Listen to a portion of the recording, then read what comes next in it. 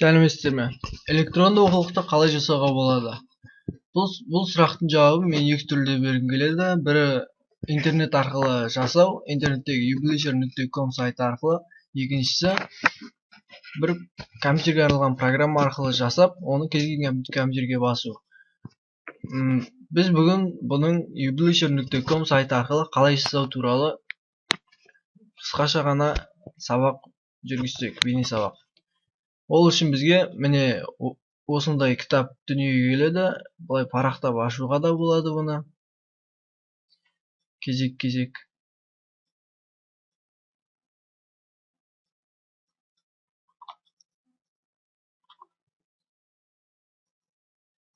Бұл publisher.com сайты арқылы жасалған электронды оқулықтың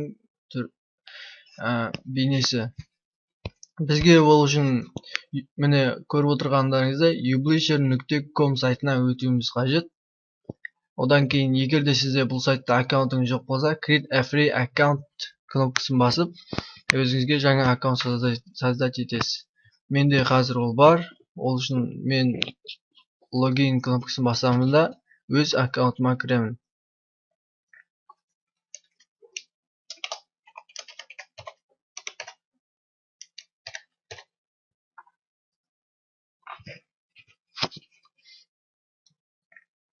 Бұл жерде менің жасаған электронды оқулықтарым тізімі тұрады.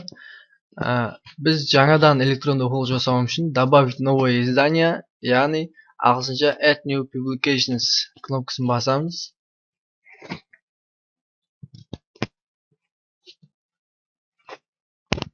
Бұл жерде бізде PDF форматындағы оқулықты екі түрлі салуға болады. Біріншісі компьютерден жүктеу, екіншісі интернетте бар PDF оқулықтың сілтемесін алып келіп осы жерге қою. Менде қазір компьютерде бір PDF оқулық бар, соны салып көрсем. Select files, добавить файл деген кнопканы басамын. Загрузить файл.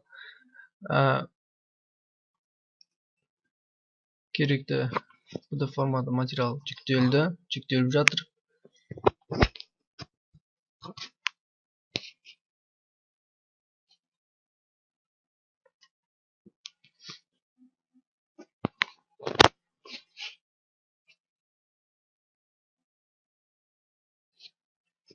Бізге енді публикацияны редактировать етуді ұсынып отыр. Бұл жерге name деген жерге атын жазамыз, description описание, яғни мінездемесі, тегіс бұл ілмектерін жазамыз. Біз қаламызша жазып шығуға болады. Бұл жерде мен жүктегенім сұрақ-жауап сайтының нұсқаулығы.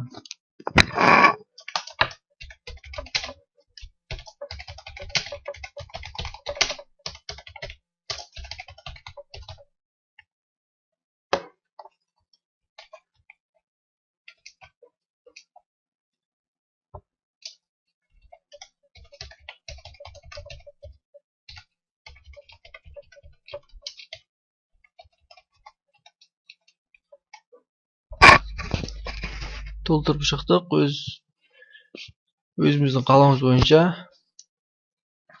Енді бізге бұл публикация не болып жатыр? В очереди, пожалуйста, будьте терпеливы, публикация ждет, чтобы быть обработанной дейді.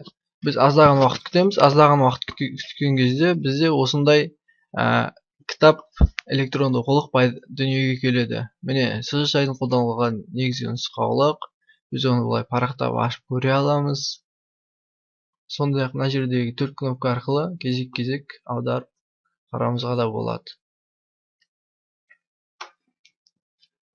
Назар салғандарыңызға рахмет. Түсінбеген жерлеріңіз болса сұраңыздар.